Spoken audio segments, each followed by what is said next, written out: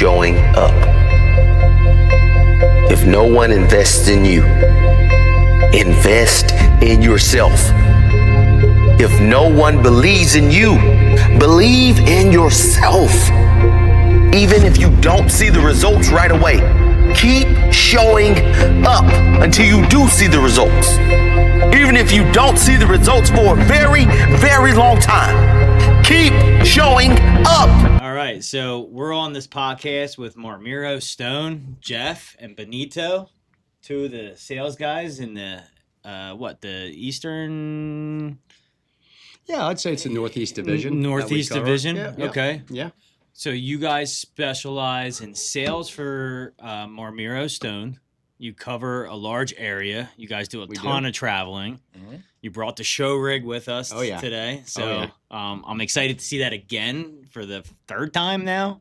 Love the product. We've been using it a lot around all of our pools.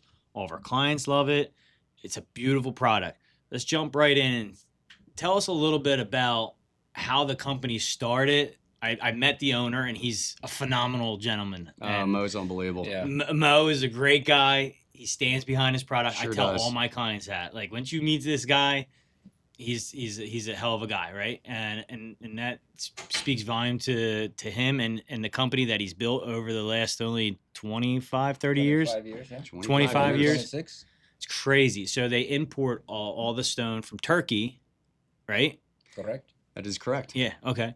So give the viewers a little rundown, because what we're trying to do here is promote you guys, right? We want to help you guys sell more stone, but we also want to give our clients a little bit of information about the product as well, just in case they're shopping for a pool and they want to use your product. So give us a little rundown about Mo and the history, and then we'll jump into some questions. I'm going to defer to Benito on this one because you've got quite a long history with Mo, and Yes. he's the salt of the earth kind of guy. So Awesome. go ahead, Benito, take it away. No, yeah. Basically, the company started in Turkey in 1959. Okay. It was run by the number that you see on the crates is the name of the founder, Turan Bekisoglu. Okay. So, but in the States, it's been operating for about 25 years, going on 26. So it's a family. It's a family-owned business, and so part of the family operates the operations in Turkey, and Mo is the one that handles the operation in the States. So Mo always tell the story at the beginning. The company was basically a private label. Mm-hmm. Private companies used to order products, and they call it whatever they wanted. They would change the name, the packaging, all of that. Not the packaging, but the label. Mm-hmm. And they would sell it under their own brand. To multiple different people in the United States, right? Correct. Yes. Because like sometimes you see products that are similar, but it's not called Marmiro. So I just want to clear the air there that most of that product comes from that one particular quarry, right, in Turkey? Yes. Okay. I would say 95% of the product that we sell come from our own factories and quarries. There's just a couple that we outsource, but most of them come from our own factories and quarries. So at the beginning, we were 100% Marmiro. Now, since we're growing and demand for other products, so we bring a couple of other products along. But it was 100% at the beginning. Okay. So basically, that's how the company started, like as a drop shipper, basically. You can call it. Yeah. So up to like around 2008, when the economy collapsed. Yeah. At that time, Mo tell the story. I don't know if he's told it to you at one point, but he said that he was calling to this meeting, and they basically told him that they can accept any more shipment from the factory. Whatever's on the water, they cannot also take it, and whatever they owed, they cannot pay it. So he said he was faced with a decision like pack his bag or close up and try something else. And he was just starting a family, just recently starting a family, so it was a hard decision for him at the time. So he decided, well, let's start from scratch, but this time we will market ourselves. Mm-hmm. We will market directly to contractors and and so on. Mm-hmm. So and that's how he started. We started knocking on doors and asking for opportunities, but nobody knew who Marmiro was. Mm-hmm. Dealers would not basically take us on. They don't know who Marmiro was.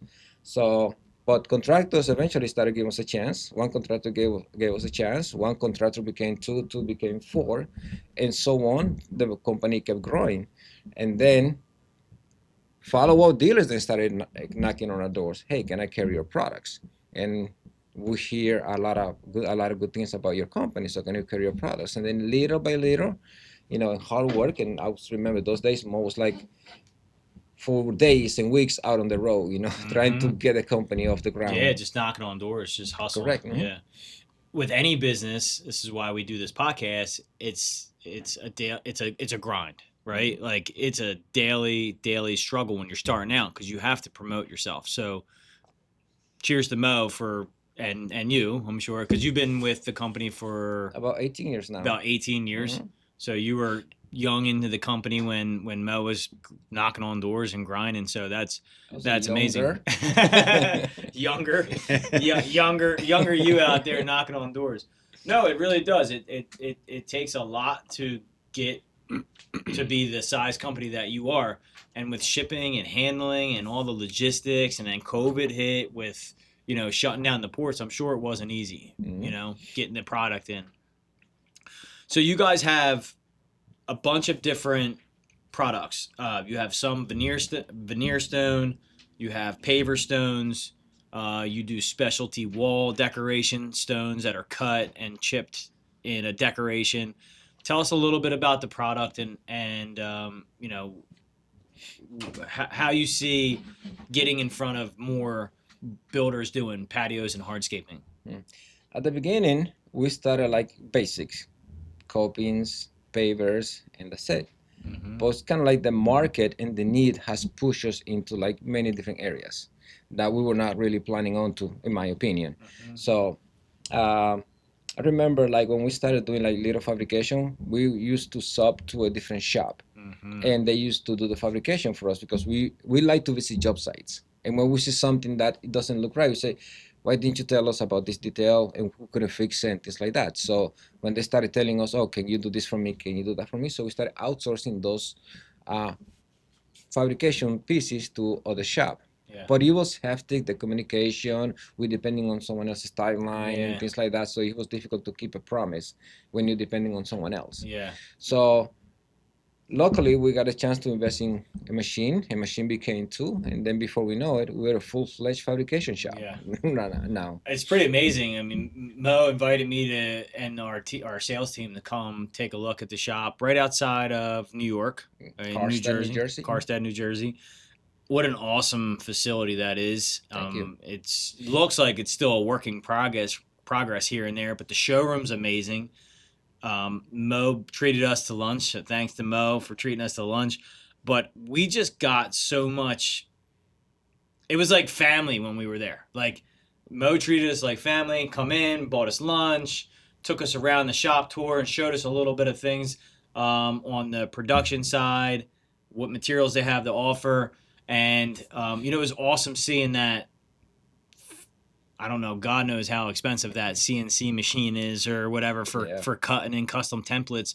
But that's amazing in itself right there. And just the productivity that goes on at that shop, you guys probably kick out some volume. So that was one location out of six more. You have six more locations. Is that correct? Warehouse wise, we have about 6 locations. Locations. Yes. Nationwide. So that's two fabrication shop. One in New Jersey and the other one is in Tennessee, and soon to open a third one in Maryland. Okay. And you guys sell basically up and down the East Coast there, right? So you can get your product in Florida. Yes. We don't have a location in Florida, but yes, we had done many projects in Florida. So all the way, like basically all the East Coast from Florida to Connecticut, New Hampshire. So yeah, we can provide service. And soon amazing. We're expanding to like Texas is one of our next target that we're planning to move into. Wow. Yeah, Texas is a big market. I mean, there's a lot of construction going on in Texas, but that's awesome. You guys can cover the whole East Coast and ship kind of nationwide at that point too. The materials speaks for itself. It's awesome products. We use it around a lot of our pools. We try and sell it as much as possible. I tell our clients, when you're looking to get a backyard renovation done, we want to build it to last the longest. A lot of people in our area, which is considered the main line, they love flagstone. I love flagstone too. I love using it. This product is basically along the same cost as doing a blue stone or a flagstone. So that's how we're able to kind of sell it and market it to our clients. But I feel like it looks better, right? You have different color variations with this stone. Why don't you give the viewers a little product background on like what colors you carry, and then maybe move into like the fabrication side of things, because you know we didn't know this right off the bat, but we're having you template a pool coping for us, so you guys will come out just like marble granite countertop company. You'll come out, you'll template the pool coping, you'll give us a price, and then go from there. Correct? Yes, correct. Why don't you give us a little rundown on that whole kind of like how that's done? Yeah. Yes, we have about, I would say, by this time we had about 7 quarries. With Okay. that, we started a products fund, like 3 of them are travertines, and the rest are marbles. And the process is, one big tool that we have is a mobile showroom. I'm sure you've seen it. Yeah. And the idea is, so we come to the job site, we help people select what they like. So we go through the whole stage, Yep. asking, the preferences, color choices, and things like that. Then we help them pick one of the colors, and we try to cover all the ranges from the grays, the beige, the tanks, the cream colors. So based on that, we try to help the client base, to what they like for the projects. And then we go into like sizes, edge details, and things like that. And then we move to see the project requires or needs some fabrication. That's when our shop comes along. Yeah. So, and yes, we do. I lost my train of thought. Sorry about that. But yeah, That's okay. So like, so when if we call you or a client calls you, you guys will go out to the job, you'll template everything, and then bring it back to your CAD program, correct. and basically input it in CAD to be able to then trace out and cut certain sizes out of these stones. Yes. If the job requires template, yes. Yes, if the So job depending on the requires project, template, correct, yes. depending on the stone and how the client wants the coping. Mhm. I love that about you guys, because that's one less step that the contractor has to worry about, right? Is just like with a lot of pools that we're doing, whether they're renovations or new, if they're free-formed, it's tough because you got to cut every single one of those 6-inch bull noses to fit Yeah. with this proper joint. So you guys can do a little bit larger of a stone, and you still have joints, but Mhm. a lot less cuts. With a lot less cuts, you get a lot less areas for water to get in, freeze, thaw, Yes. and stuff like that. So And we give options based on the budget of the person, of the client. So that's why we have basically for freeform pools, especially that you mentioned that. So we offer basically 3 options. One is like simple, no need for fabrication, like 6x12s, easy, anyone can do it. So they're less expensive. And then the second one is like what we call angle cut. When we go out to the template and we cut pieces about double the size of the 6x12s, that's like the mid-tier price range. And then if someone wants something like much nicer, less joint, curved pieces, then we have the radius fabrication. That's also, we do the template, but then we cut like bigger pieces from bigger blocks, and it looks they all look nice, but one like kind of like attention to details for the second Yeah. one, I would say. Yeah. It looks cleaner. I guess it depends on the client's budget too. Like Correct, you can yes. only, certain people, whether they're wealthy or not, you can only throw so much money at coping, right? You got 10 other steps behind the coping. You got the papers, you got the tile, the plaster, and everything in that sense. Like, how early in the project do you guys get involved? I personally know, but for people out there watching, how early do you guys get involved? Well, go ahead. No, that's a wonderful question. And Jim, thank you so much for having us here. This is amazing. And I just want to backtrack for just a second here. I just want to talk about the owner of the company, Mo, and his dynamic wife, Heidi, who, this is a family-owned company. To Benito's point, 25 years in business, have seen, the ebbs and flows of being a business owner, of the good and the bad, and the economy and everything else that goes along with it. So, Benito here being 18 years, he's been here for the first iterations and has seen like the good and the bad and everything in between. And if it's one thing that I found in this company was their core values to start. And their number one core value is do the right thing. And that just resonated with me. I thought to myself, man, this is cool. I'm coming to a family-owned organization. I came on board last year. I had met Mo at a trade show and these gentlemen here about 3 years ago at a trade show, and I fell in love with their product. And we were in talks behind the scenes for a long time for me to come on board and look for that timing to be right. So I'm an architectural rep. And what does that mean? I'm a solutions rep, really. So I'm always looking for solutions to whatever it may be that a contractor or an architect or a designer or a builder might need. Because let's face it, at the end of the day, it's all about making the products work that you design with and making it work out in the field. Yeah, for sure. My background is I'm a tradesman first. I was a mason for pretty much all of my life, for 30 years.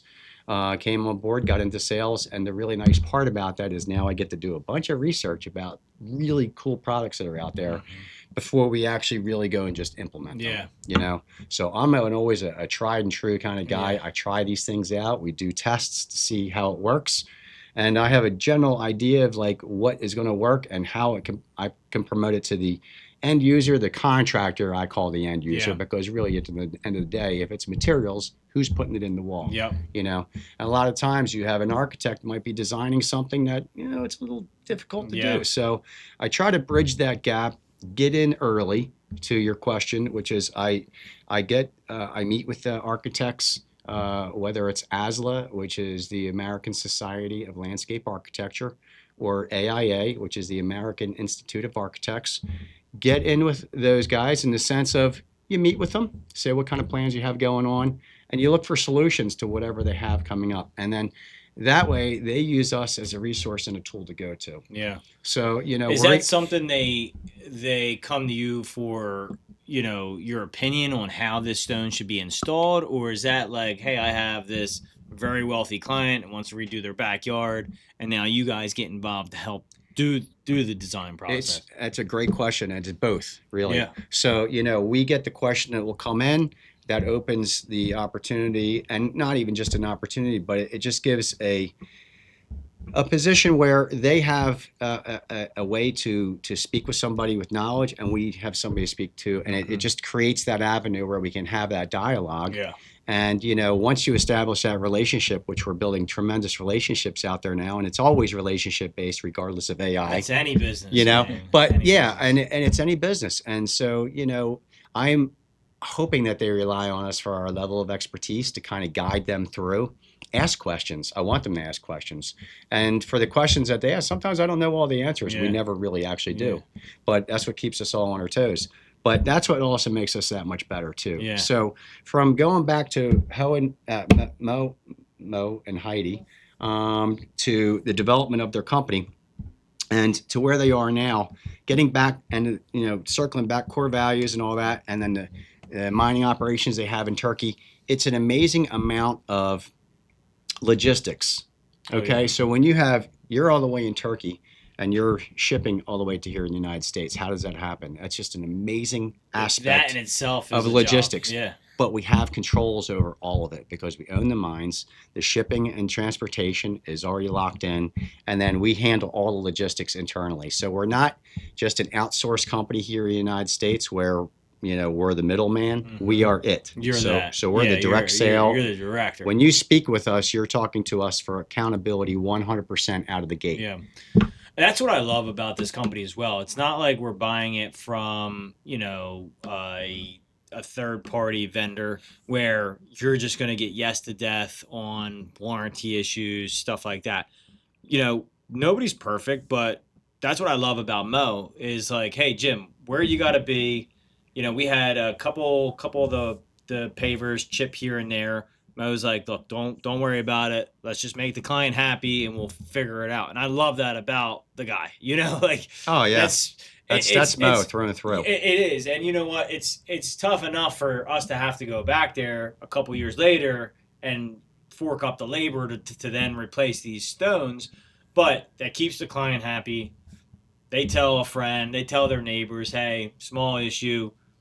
No matter what it is, man-made, natural stone, you're going to have some blemishes, some defections a year or two after you install, no matter what. That's just a given in the industry. We all know that. I mean, you've been in masonry for long enough. I've been in business for 22 plus years now, and I've seen it all. But we just started using this product about 2 years ago, and I love it. I was a big flagstone installer. I love that product too. It's just not for every house, right? You know, it's not for every person. Well, this totally gives you options out there. And it gives you and different it's options. high-end option Yeah. too. I mean, it can be for any budget, really. Yeah. And that's the beauty of it. Yeah. And it's such a durable product. Yeah. Yeah. My guys like installing it because it's just like a paver application, right? Mhm. And we're gonna get into the trash system that you guys Yep. showed us We're at all your on board with that. at your seminar, which was awesome. Thank you for having us at your seminar down in Maryland. That was cool to just go out and see the product and see how they're doing the new trash system. But they have different patterns for different types of patios. We like using the French pattern. That's a popular pattern for us to use.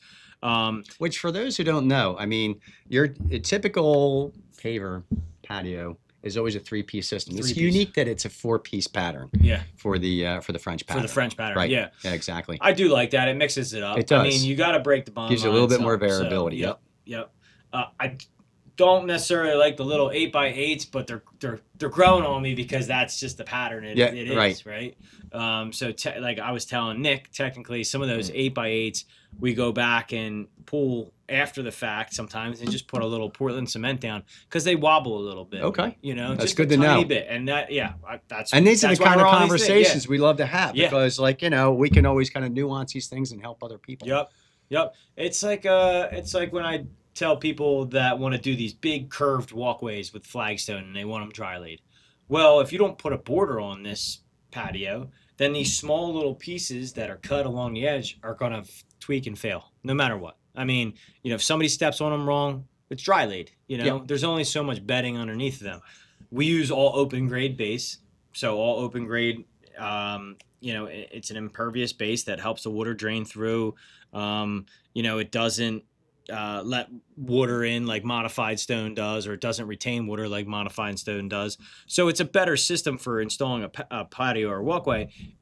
You just need to school your clients when you're doing it. And those smaller pieces, like the 8x8s, just tend to move just a little bit more than some of the larger slabs. But hey, you just pick them up, put a little bit of Portland cement down, mix it, and you just kind of. Oh, that's a great solution. And you came up with a solution right on the fly like that. Yeah. I mean, it's a simple, easy fix, but then it stabilizes that piece. So when somebody steps on it, and it was more or less just like when people were just stepping on that little corner, it would just move just a little bit. It would move the 3/8 underneath of it just a little bit. So we figured that out. But the product is awesome. We were wrapping up a couple pools that were plastering that were built last year. Clients are so happy. I have a text in my phone from last night. The clients were just in their spa yesterday, and they were like, "This is amazing. This is amazing." That's what you want to hear, right? I do want to hear it. For contractors listening, how do they get in front of architects or designers, or sales guys like you guys, to work with on a daily basis? Is it just calling the office and speaking to a rep in your territory? Give us a rundown on how that works. Yeah, no, another great question. So, I think it's always important for contractors to, and I think I put my contractor hat on back in the day when I was, and how did I find the work, And a lot of times it was through, organizations like belonging to a local organization like ABC or something like that. And it's through networking. I always find that the two associations that I mentioned earlier, ASLA and AIA, especially ASLA because it's geared towards landscape architecture, those are the guys that you really want to focus on. And all you need to do is really just go to a directory of where local ASLA architects would be. And I would highly recommend that a contractor like yourself or any contractor out there to call them. Just don't be shy. Tell them who you are, what you're doing, because they're really good at putting connections together with homeowners. Mm-hmm. The homeowner might actually not just go to a contractor for something. They might go directly to a landscape architecture, and a lot of times they do. So that's a great avenue to pursue, at least to start that network and start that conversation, and you throw them out there and see how many stick. I guarantee that you'll actually get some really good work out of that because these are guys who are doing some typically high-end, beautiful kind of work. And the details are already done, And that way, once you come in and you're talking to an architect, architects love nothing more than you coming up for value engineering and solutions. Yeah. because an architect can draw a beautiful plan, but sometimes They might not know how to install it. they might not know how to install it or the pricing of things. So as a contractor, you know firsthand what is going to be cost savings, what is effective to install. So I think those are great angles. I would throw in there also the builders. Builders. Builders, because usually the builders work with the architects, and then the builders are the one that hire the contractors as subs for the projects. Yeah. So builders are also a great contact for contractors. That's a Yeah, great I mean, point. I feel like I work with a couple builders, but I feel like most builders are just trying to, and not this. Maybe it's just some of the builders in our area. They're all on a budget. They have to like get the house done in order to sell it. But if they're a contractor builder to where they can upsell the client on finishing the whole out back, the whole front yard and everything like that, then they probably want to choose a reputable contractor to do so, because they don't want to look bad, or they don't want a contractor to come in and screw up the outdoor and make the house look bad. So, going to my next question, like what makes a contractor someone you'd confidently recommend for a high-end project?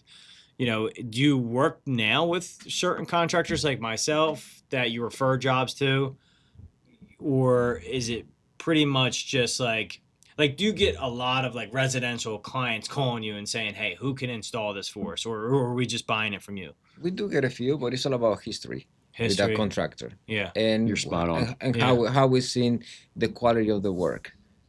Most of the contractors that me personally I recommend to some builders or homeowners are contractors that I've seen their work, and they're also willing to learn. They're always calling us for questions. Like me, bugging you all day long. There you go. Like That's like you stand out at that class because you were the one asking the most questions, and asking, Yeah. you were thirsty for information. Yeah. That's what we want. Contractors that are willing to learn. Yeah. I love the product, and I'm like obsessed with it. Like, I love the fact that, well, I wish I found you guys years and years and years ago, but I got turned on through an ex designer who worked for me for the product, and I was a little nervous using it at first, just because the installation practice, I didn't know it was so similar to like a paver or like a dry laid flagstone, right? So I did my research. I'm like, hey, this is pretty cut and dry. It's what we're used to doing. It's just different material. How do you cut it? How do you flame it if you need to flame it, which you don't really flame it. You sandblast it if you have to. And, how quickly can we get this done? Because does it take longer than pavers? Does it take longer than flagstone? Or is it about the same amount of time? And I figured it out pretty easily by going out there day one with my guys when we got it, showing them the pattern that was on the side of the crate. I love that. Every crate has a pattern, that you buy, and it's on there. So it's Barcode, I can just scan. It's a barcode. You can scan it. Goes right to the website. It's also laminated, so it's not like it's gonna get wet or fall off or whatever, because it's stapled. So I love that whole concept behind the freight, the pallets, the pattern, the barcode, and everything that comes along with it. Everything's pretty nicely stacked in there. It depends on who's moving them around, but there's a couple pieces that could get damaged here and there in the pallet, but that's just like any pallet, depending on who's moving it around. I just fell in love with the product, and I love how it looks on the ground. I do. It looks amazing on the ground, especially if you contrast the colors a little bit. We were doing a lot of sandblasted, and then just a smooth finish with the antique finish for the borders, right? Because sandblasted color is going to look different than the antique color, even though they're the same product. So I love that about it.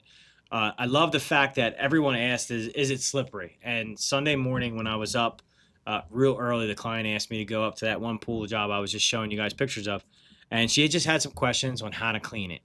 I feel like it's just like any natural stone. Just some natural stone cleaner. You can clean it pretty easily with a light power wash. But also, we were standing there, and she's like, hey, this isn't that slippery. I said, no. And I said, the piece that had water on it, I said, feel the piece that doesn't have water on it, and then feel the piece that has water on it. And it kind of gives it a little grip. Yeah. It really does. you know, if a kid's running full speed, obviously they're going to slip on it no matter what, whether it's concrete, pavers, or what. Full speed, wet, you're going to slip. But it actually gives it a little bit more grip if it's a little damp or wet. It's amazing. And there is a numbering system too that's used for the slip coefficient. Okay. So that's the important part of, you know, you guys get that tested. Yeah, right? we know that up front. In fact, actually, you would find all the test reports in our catalog or even on the website too. So if that's something that's important to you to know, certainly that resource is there. But I want to go back to one important thing too from the contractor's perspective, and also passing it off to a homeowner is you're talking about cube tags, the tags that come with a cube. Cube tags. Okay, so you get the QR code, you have the name of the product, you have the dates of the product, all that information's on those tags. And I've always been a big firm believer of, instead of the guys ripping the plastic off and throwing it in the dumpster right away, get a utility knife, cut those tags out, stack them up neatly, and you're going to pass that off to your owner as part of your closeout documents. And that is your warranty. That's going to be the product information, the time it was made. So let's say, for example, Jim, you're going to go and you're going to do you need to extend their patio for another 3,000 square feet 3 years later. We can look up and source that same material and get it within that color range so that you can blend it in. So there's really important aspects to reasons why to keep a cube tag for closeout documents for your homeowner. I never thought about that. Yeah, and it really kind of protects you. It protects the homeowner, and really it gives us, you know, peace of mind too. That, you know, to your point, there may be an issue. You may have a cracked piece. If we have conclusive information on that particular project, we can diagnose that and solve that problem very quickly. Yeah. As far as the product goes itself, Benito was telling me, anybody out there installing this product, if you're getting multiple pallets, I think there's 114 on each pallet, 114 square foot. Depending on the material. Yeah, generally it's 144 for the French bottom 144. and 16 by 24. All the sizes may be different. Okay.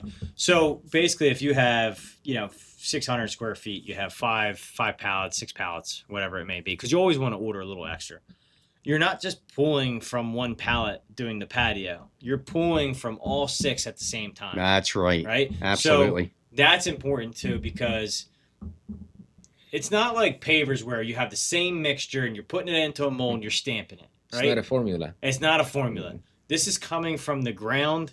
There's veins in the rock. You nailed it, Jim. In the marble. Spot on. You're going to have those variations in kind of slight colors and pigments.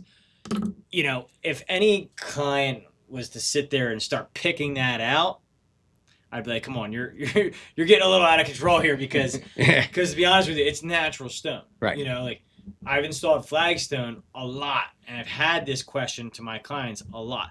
Patio's done. It looks beautiful, Jim. But a day later, I don't like the color variation in the veins, and there's nothing you can do about it.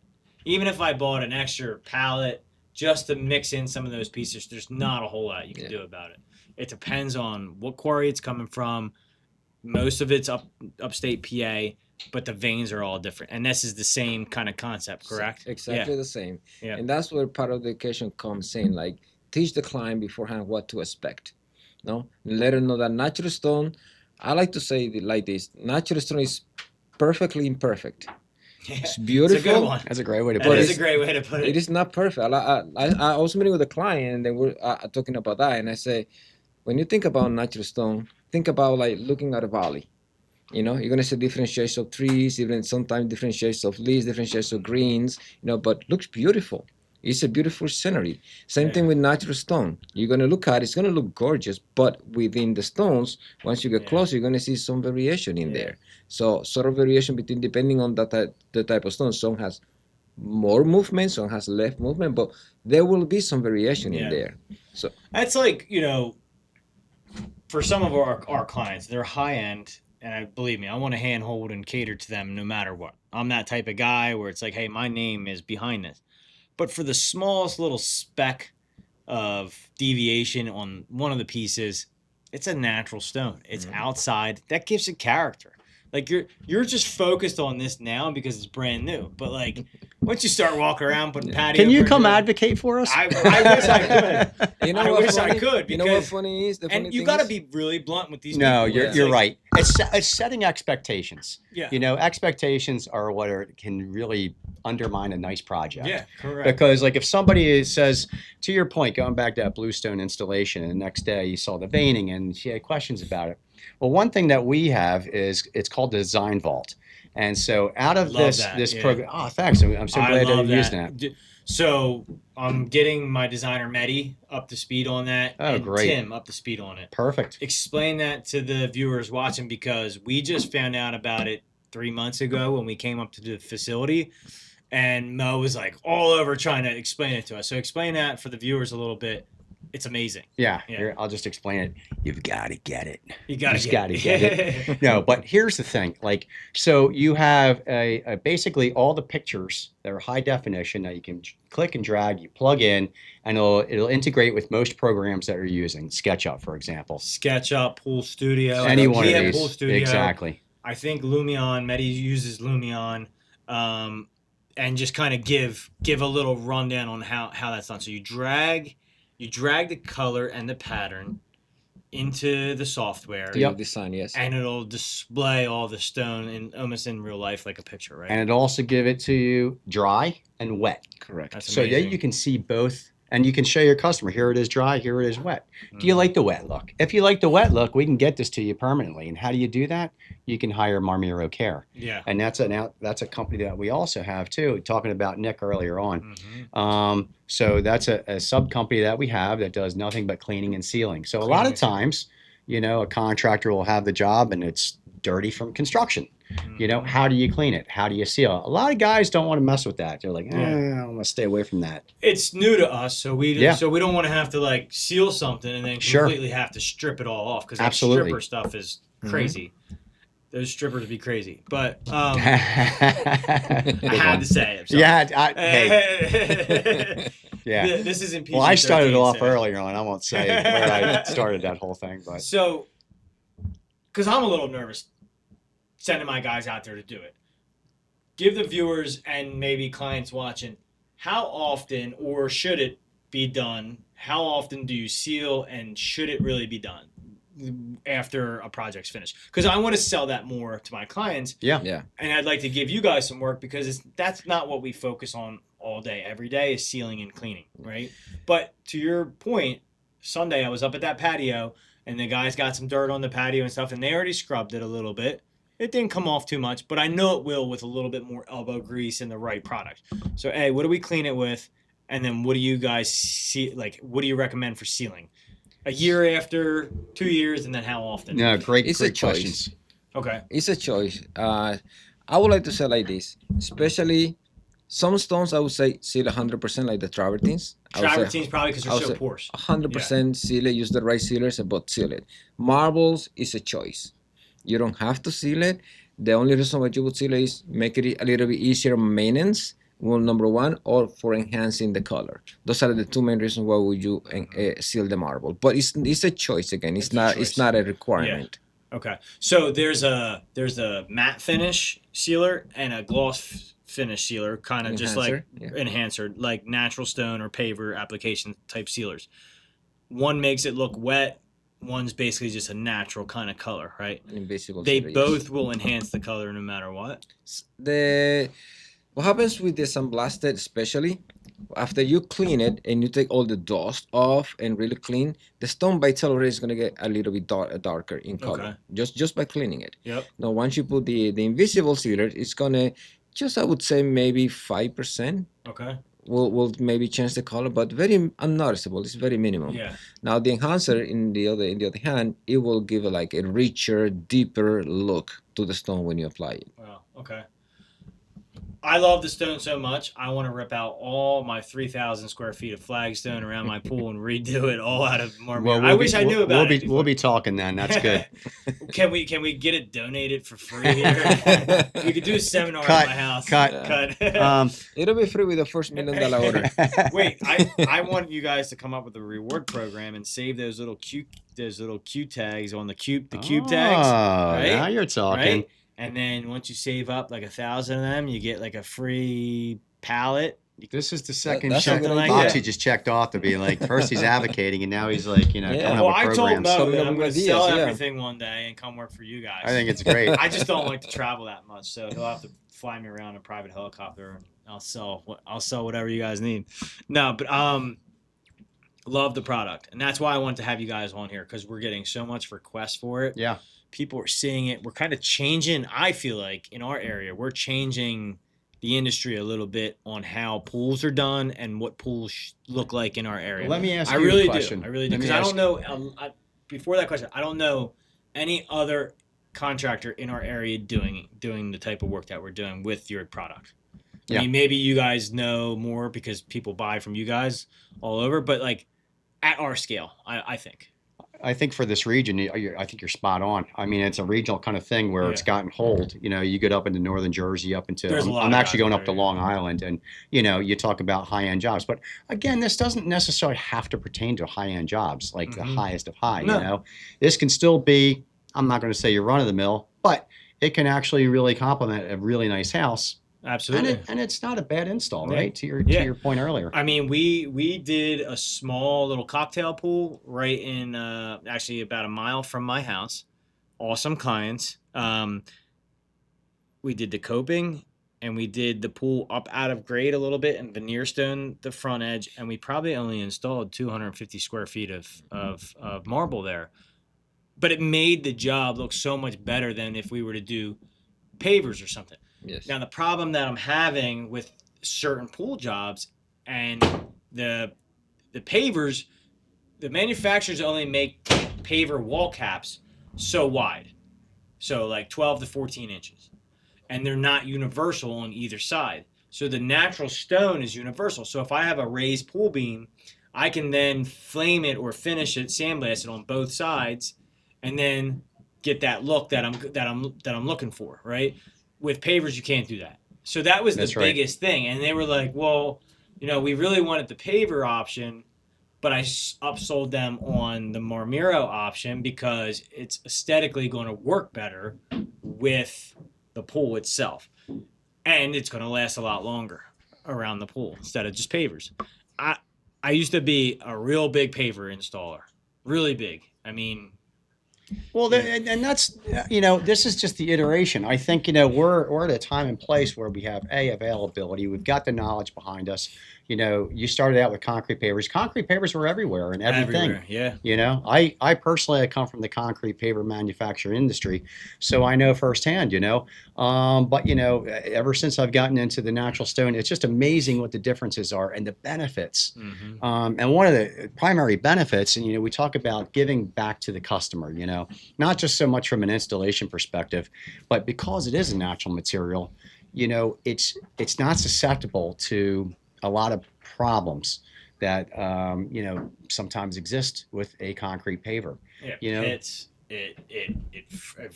even if you drop something on it and it cracks, right? The color's not through straight through those pavers. Exactly.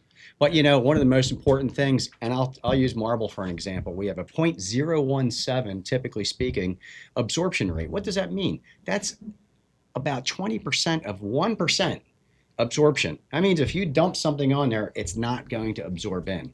Take a concrete paver, for example, okay? And this is no slight against concrete, it's just an acknowledgement of the way it is. Yeah. But you dump, let's say you dump some red wine on there. Guess what? That red wine's probably going to leave a stain there. Mm-hmm. I'm not going to guarantee that it's going to come off of our marble exactly, but it probably will. Yeah. Because it doesn't have the porosity. Yeah. So just from a longevity perspective, and then freeze thaw, that's the other thing. Yeah. Because it doesn't have a level of absorption, especially in our environment, we don't experience those problems with our material. We had a very bad winter this winter, Mm-hmm. and we had 6 or 7 pools open from last year. So that's tough. When we went to go finish them this spring, we had to go back and fix a couple things. Well, it was given. We should have tarped everything a little bit better. We tarped a couple projects. The projects that we didn't tarp, I thought they would be okay, but there were some areas where the freeze and thaw from the pool just fractured a little bit of the paver inlay behind the coping. I love that nice clean look where the pavers butt right up against the back of the coping. I love it. It's beautiful. In Texas, down south, all day long we could do that. Here we learned the hard way where we had to replace them. You were telling me cut about it. that problem that you were having there. I just hate the caulk joint behind the pool. I hate it. I And I completely know it's understand. necessary. Yeah. We still put in our expansion joint, but we bridge over that expansion joint with the Marmiro Stone. Now we're going to start doing an expansion joint, but not a half inch, a quarter inch expansion joint. And then kind of still leave it open. I feel comfortable leaving it open because our pool beam's straight up and down, and the water can still get in that crack and then bleed through into the clean stone. We waterproof everything on the backside. Our bond beam, we waterproof. A lot of pool guys don't do that. That's awesome that you do that. They don't do that. It's like $200 a bucket for a 5-gallon bucket. It basically does 2 pools, right? And it gives you peace So of what's mind, an and extra- you're giving the Correct. customer a better product. Yes, and I advertise that like, hey, did this other, especially when we're doing renovations too. Hey, does this other guy waterproof the bond beam behind the tile on top of the beam before the coping goes on? And we also like to give it a second coat on top of our brown coat before we put our coping on. It just makes me feel better at sleeping at night. It's like, it's like Red Guard behind tile. Yeah. You have to You're absolutely waterproof right. it. The product speaks for itself, and I just love it. And I wish I could sell more of it, but it's just like, I would say, 30% of my clients are kind of still in that kind of mid-range paver pricing. The rest percentage of my clients love it, want to buy it all day long, and it looks great. We built this little display here just to show our clients what it looks like, just with some amazing. lights in it and stuff like that. That's flagstone over there, but it just kind of gives them a little bit of options on when they're in here picking out material. So love it. Yeah, Love it's it. great. Great showroom. Thank you. We're not 100% finished, but it's getting there. It's getting there. We took out a big wall right here. This was a kitchenette and a little printer room. Yeah, it's and a big I just difference. wanted an area for the clients to come in, sit down. That makes sense. Wanted to do the podcast thing, so it makes sense. That's great. Thank you. What are the biggest installation mistakes you see from this premium stone that other contractors don't know? I feel like it really benefited us and our sales team to come out and see the seminar that you guys put on. But what do you see the most of? Like, how can you maybe explain to some of the installers out there what some of the mistakes are so they don't make those mistakes that I've made and some other guys made? Absolutely. Hey, look, and this is why we're all here collectively. We talk Correct. about our experiences of what worked and what didn't. And unfortunately, there's a lot of times that I made mistakes, and you learn from those mistakes. And you listen to other people who are professionals in the industry. But I would say probably the primary thing that I see is water mitigation, and I use that term a lot because you're building a house. We put a roof on a house, right? It's about water mitigation. We want to keep water out of the house. We put siding on a house to mitigate water. We're going to treat our patios the same way. We need to mitigate that moisture because moisture is the nemesis of all our problems in construction. Especially with the bad winter we just had. Of course, absolutely. Freezing. And who would have thought? I mean, that was a winter that we finally had. We haven't had a bad winter. Yeah. I'm sure there's a lot of winters that you've been able to work through the winter. I mean, the past 10 years, I don't feel like we had those freezing temperatures that we had for consecutive weeks. Yeah. But let's look at that as like a 100-year flood. We just had the 100-year winter. Right now, and so you've had some problematic jobs as a result. You had a little bit of heating going on, so you got to figure out a way to deal with that besides just fixing it. You put your thinking caps on. What am I going to do different next time so I can resolve this problem? When you're done. Excellent, and I would love to hear it too. Yeah. But and I think that's probably one of the biggest things. I think there's what materials they're using. Are they using a compacted base? Are they using woven fabric, unwoven fabric? Are they using screenings? I still see guys using screenings out there. And or concrete listen, sand. No way. Or concrete sand, or just crushed recycled concrete. And there's something about crushed recycled concrete it's called free radical, where you have free lime that comes up, exudes to the top, and that'll start to embed itself in all the joints, and you'll get the halos coming around, hazing, the haze, yeah. right? And these are all problems that Even with new concrete, you get that. even with new So concrete, that was my issue with the flagstone that I did at my house. Okay. And I love my patio, but I'm very anal, and I've been installing for long enough to know that hazing can bleed up through from. I poured 8 inches of concrete, and I'm dreading ripping it out. I don't want to rip it out, but that's a lot of concrete. but I might in the next couple of years. Yeah. It looks beautiful to the normal eye. For me, I don't like it. I see that hazing, and I can't fix it. But that's from, I guess, the lime or whatever's in the concrete kind of leaching out. Absolutely. And it's only kind of like a few days after it rains, you'll get that leaching, and then it'll kind of go away a little bit. But flagstone is a little bit more porous than marble. Yeah, no, you're spot on. And so there's where porosity comes in, to your point. Yeah. And so basically, I think it's, for a lot of guys who get the idea of like, oh, don't you tell me I've been doing this for years kind of attitude, and I see it time and time again. I've actually gone out and I'm not going to argue with somebody, but I try to give them facts. And I've had guys that are like, well, this is just the way I do it and I'm not changing. Okay, well, I guess there's nothing you can do to help yourself, or because there's a lot of different technological changes that have happened, especially in the last 20 years, probably more than 10 years, through ICPI. You have the CMHA, which is another organization that's part of NCMA. So all these organizations are collectively talking to come up with better systems because it's built by contract. These associations are built by contractors, and the contractors and manufacturers get together, come up with best practices. Because some of the old-fashioned ways of doing it, if getting your 3/4 modified, compacting the living crap out of it, and then you put some stone dust or sand on top.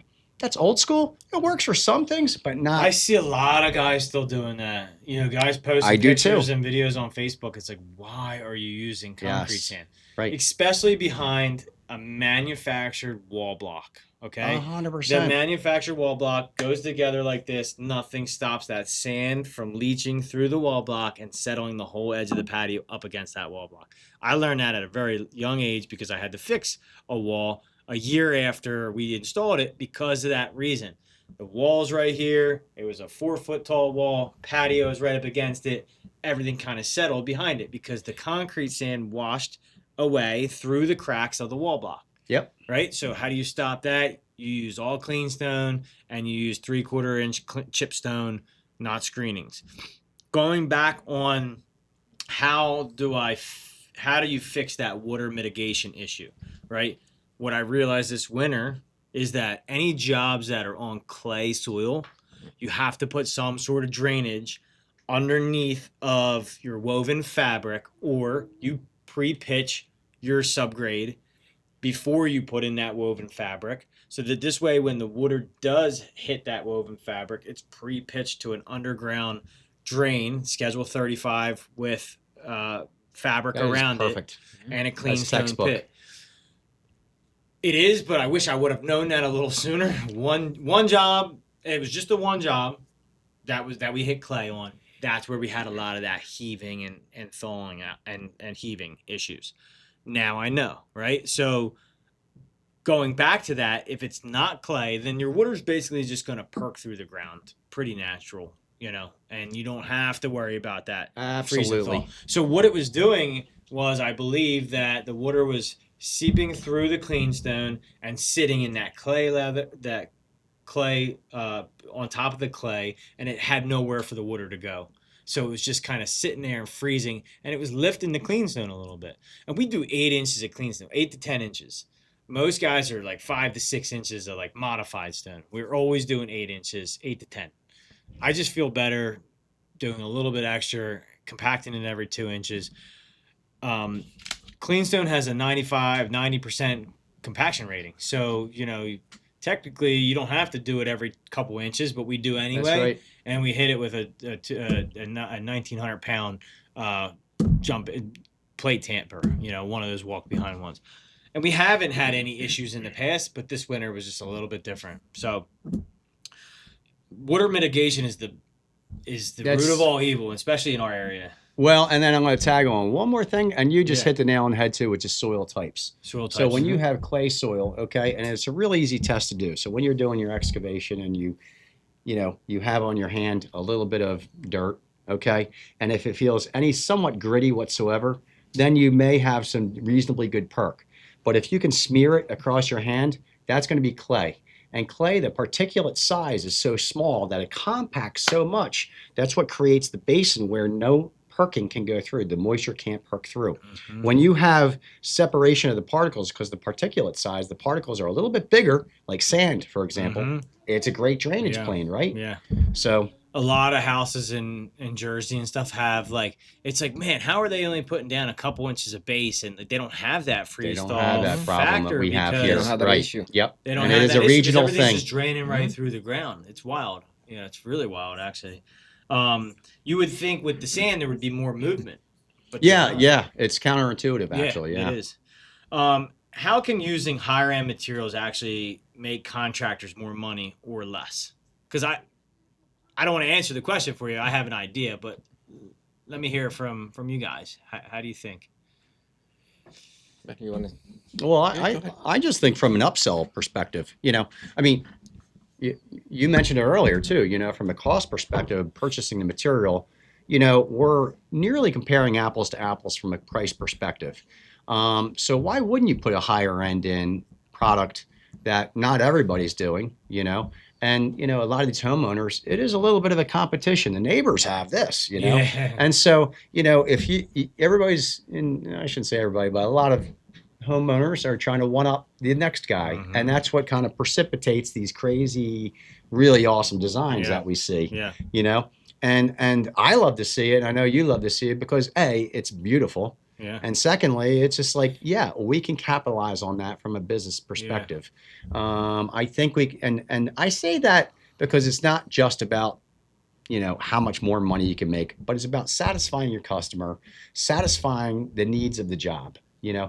We're building a lifestyle for people. Correct. Yeah. So that lifestyle has a price tag to it, and these people are willing to pay for going out to their luxury resort in their backyard. Mhm. And if Jim, if you're the guy who comes up with the best plan, which I'm sure you would, it's you're going to get the job. And like if this material and using higher end material, I've always had this problem with contractors of like, oh, I can't get the job because the price is too high.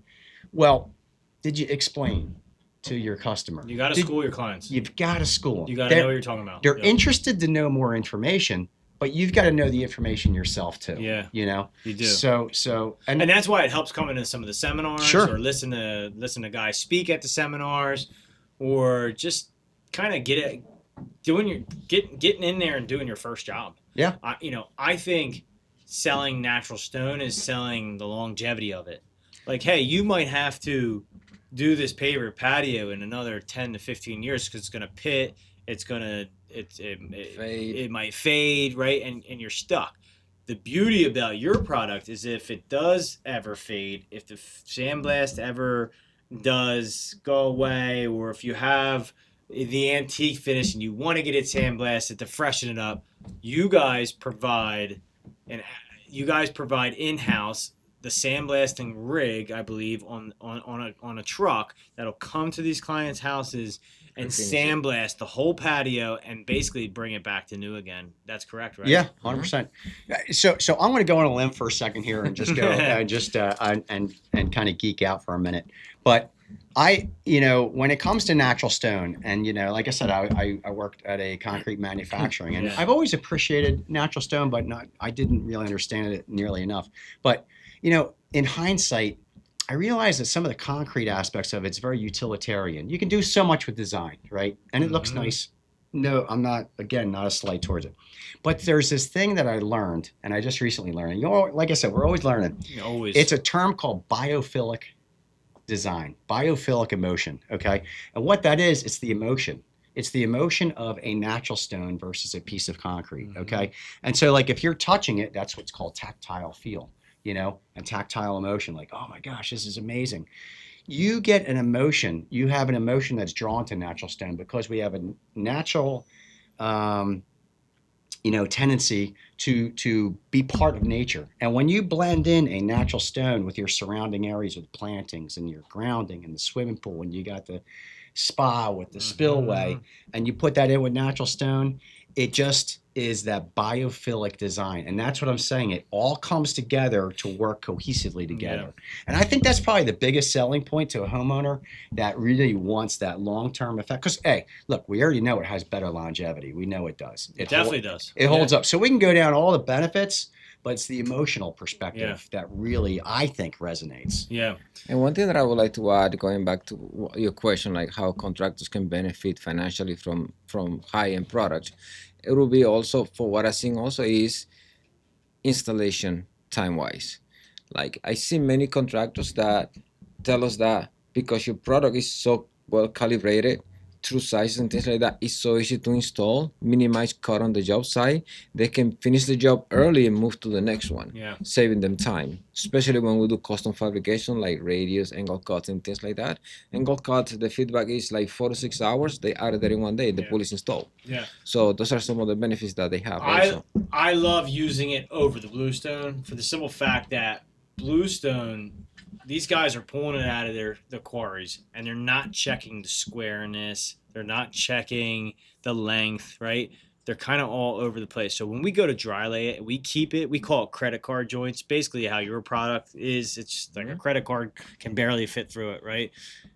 We have to cut and square up almost every single piece of the flagstone, or else you see a joint that's an 1/8 inch on one end, and it'll run to a 1/16 or a quarter on the other end.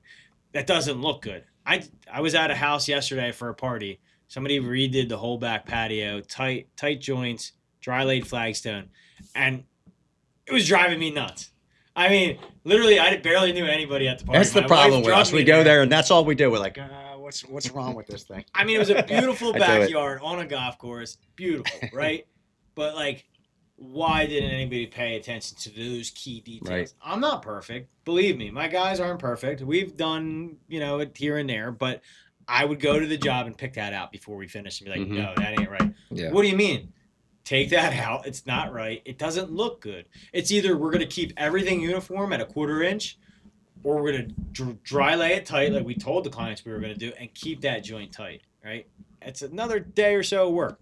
Oh, well, get it done. Try and get it done quicker. Or before you're putting it down, square it up. Never had those issues with your product.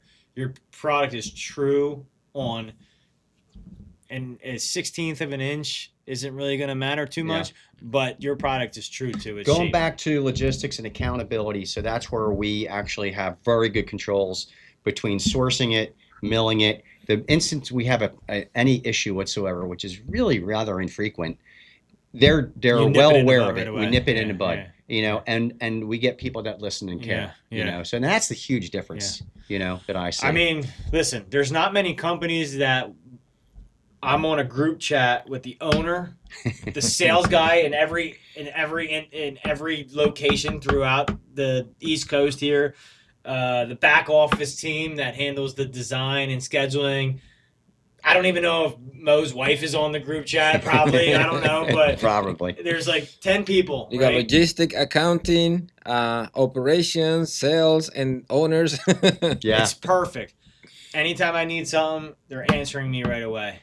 And it speaks to why Mo has such a great company now to this day. Agreed. Is because I sent him pictures on the weekend, and he commented within 10 minutes and said, "This looks great, but why didn't you use the corner cap on the Coke lid?" You know what I mean? Like, not criticize it. He just wants it to look so perfect. No, you're right. You're right. He knows that. Well, he has such attention to detail on things, and I've always appreciated that too. It's amazing. Thanks, Mo. I hope you're listening. Or I hope you're going to watch this podcast. You're going to cut that section out. Yeah, and you got 2 awesome sales reps right here. Thanks for coming on the show. I know it was a travel. Absolutely. You got a long ride home. Thank you for having us. You're what? Damn near an hour and 40 minutes away. Yeah, about an hour 40 minutes away. Yeah. Jeff's I'm over in Bucks County, so not too bad. That's awesome, man. Thank you guys again for coming on. Appreciate it. Absolutely. Thank you for having us. We got you guys a hat, a couple hats here. Oh wow, that's great. We'll get you a hat. I always take a good hat. Oh, thank you, sir. This is great. Man, look at this. Yeah, buddy. Woohoo. Let's show for the camera. Yeah. I got to shrink it There up. you I go. got a small dome here. That should do it. We've gotten enough merch from you guys for sure. All right. Thank Mo you. gave us. I think I got the winter beanie, the shirts, the whole gift Oh, yeah. bag from the seminar. That was awesome. Yeah, it's great. And Yeah. we're going to be hosting a lot more of those in the near future. You know, we're building, besides the one down in Baltimore, we have one in Vineland, New Jersey that's under construction as we speak.